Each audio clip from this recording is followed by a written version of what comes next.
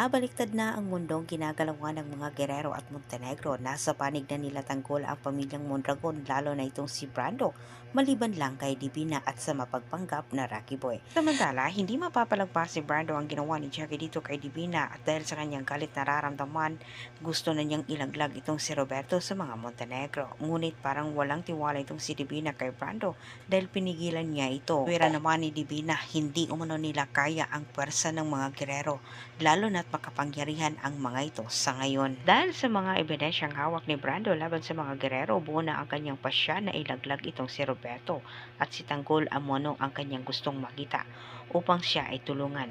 Samantala sa kabilang banda, munti ka namang nahalata ni Hector itong si Pongay dahil nagpakita din ito ng kakaibang kilos, pero madaling nailihis ni Pongay ang direktang tanong ni Hector sa kanya. Maya-maya lang silang dalawa ay nagulantang na lang ni Hector nang dumating naman itong si Rigor na walang bitbit na tanggol. Ngunit iba ang sinisisi ni Rigor sa kanyang kapalpakan. Dahil malakas ang kanyang hinala, may nagbigay umano ng hudyat sa grupo ni Tanggol kaya sila ay naisahan. Ngunit direktang sinabi naman ni Hector dito kay Rigor sa mga ilang beses umano kapalpakan ni Rigor, hindi umano ito pwedeng magiging pinuno nila. Galit na galit itong si Roberto at Miguelito.